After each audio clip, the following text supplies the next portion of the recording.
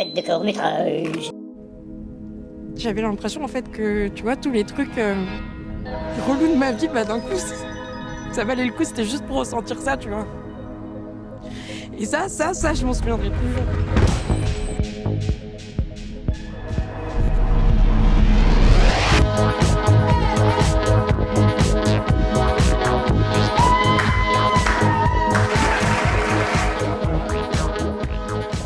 Alors c'est la première fois que je suis parrain, tout court, même avec des enfants.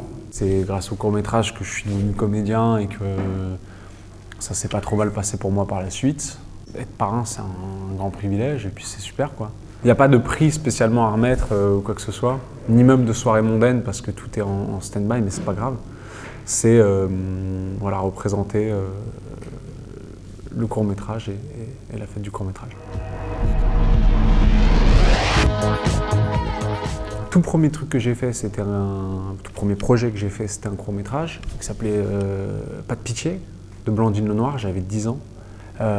Exceptionnel comme expérience, sauf qu'ensuite, après, pendant des années, c'est rien passé. Puis ensuite, j'ai tourné dans des séries, des films et tout, des téléfilms, et même dans des longs métrages. Et j'étais persuadé que voilà, ça y est, ça se passait, que j'étais vraiment lancé et tout. Sauf qu'en fait, c'est un court-métrage qui m'a vraiment révélé, qui s'appelle Ce n'est pas un film de cow-boy, qui était super, efficace, marrant, touchant, et voilà. Et c'est là où je crois que je suis un peu tombé amoureux des courts-métrages. C'est un film qui parlait à beaucoup de gens, d'un seul coup. Même si j'avais fait d'autres projets, d'un seul coup, celui-ci sortait du lot, je sais pas, les gens aimaient. Je vais te dire un truc, mais la vie de ma mère, tu le répètes à personne. Hein. Je te jure, je dirai rien. Promis. À la fin du film, quand il y en a un qui meurt, j'ai pleuré ma race. Je suis pas dep, hein. J'ai pleuré ma race. C'est chelou, hein. Bah non, mais c'était triste. Ça t'a touché, c'est tout. Hein. C'est rien. Ouais, c'est exactement ça. J'étais triste, ça Bah m'a ouais. touché. Mais ouais, c'est ça, c'est parce que ça m'a fait de la peine, donc j'étais ému. Ça arrive à tout le monde, c'est normal. Bah ouais. Ouais, je suis normal. Alors il y a un truc qui pourrait être un peu piège, c'est de se dire le court-métrage c'est un exercice, quoi. Genre un exercice de style, je peux faire ce que je veux, on peut se planter. Mais en fait je crois pas que ça soit la bonne manière de le prendre, même si effectivement on pourrait avoir entre guillemets moins de pression. De toute façon on peut pas raconter une histoire à moitié. On peut pas jouer un rôle à moitié, on peut pas. Il faut y aller à fond, pour tout. Je pense qu'il faut avoir la même implication que sur un long, et que tout le monde ait le même enjeu, la même envie d'être bon. Jouer dans des courts-métrages, enfin en tant qu'acteur en tout cas, c'est aussi une bonne occasion de rencontrer des réalisateurs différents ou des réalisatrices différentes. Par exemple, Benjamin Parent, c'était beaucoup de répétitions, tout était au cordeau, quoi. Et sur un autre film comme Truc de gosse de Émilie Noblet, c'est un film dont je suis extrêmement fier aussi, qui a beaucoup moins circulé, c'était un court-métrage de la Fémis, mais là pour le coup il y avait beaucoup d'improvisation. On s'est essayé à pas mal de trucs, genre à faire des blagues en permanence, à tenter des trucs, à sortir complètement du scénario et tout, et je crois que c'est un film qui est vraiment pas mal. C'est toujours rassurant qu'un réalisateur ou une réalisatrice ait de l'expérience, entre guillemets, quoi. Avant un long métrage. C'est que c'est pas facile à faire un court. Donc pour que ça soit puissant et efficace, si le gars ou la fille ils ont réalisé un truc qui est bien, tu te dis il y a quelque chose, c'est sûr.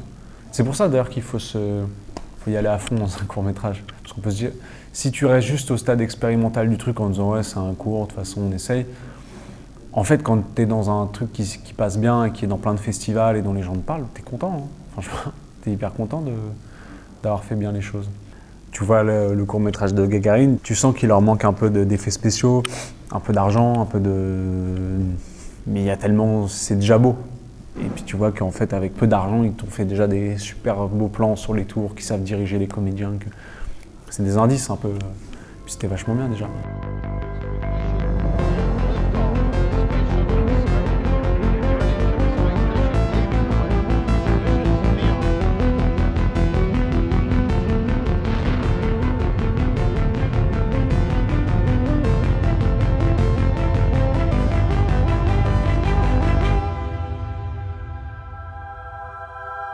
Puis après, ils ont fait Chien Bleu aussi, qui est trop bien. Puis après, tu regardes Chien Bleu, tu te dis ah, c'est canon. Et tu crèves d'envie, après tu meurs d'envie de jouer dans Gagarine. Ouais, moi j'aimerais bien réaliser un film, en écrire un et puis un court-métrage. Parce que justement, je trouve qu'arriver à savoir de quoi tu veux parler dans un format court de 15 minutes, c'est hyper dur. Là, c'est justement, je suis en train de me prendre la tête là-dessus, de me dire de quoi j'ai vraiment envie de parler. Genre, est-ce que j'ai envie de parler de la solitude ou est-ce que j'ai envie de parler de la peur des autres? Après, tu peux parler des deux en même temps, mais est-ce qu'il y a un moment où il ne faut pas faire un choix? Et je trouve que dans le court-métrage, j'ai le sentiment qu'il faut, si tu veux en écrire un, qu'il faut vraiment faire un choix. Comment il va? T'as bien perdu, hein. Oh putain, t'as bien perdu. Eh, on va fêter ça comme il se doit, dignement. Mon crâne, Serge. Salut, ça va? Mon crâne, on va m'appeler Momo. Qu'est-ce que tu t'es fait? Ça va, moi c'est rien, ça, je me suis gaufré en faisant du skate. Bon, ce soir, énorme soirée, des meufs, 1 kilo de son, de la tease. Ce soir, tu vas finir comme une merde, tu vas te vomir dessus. Tu peux mixer avec ça. Mais bien sûr, je peux mixer avec ça, je peux mixer avec tout ce que je veux, moi.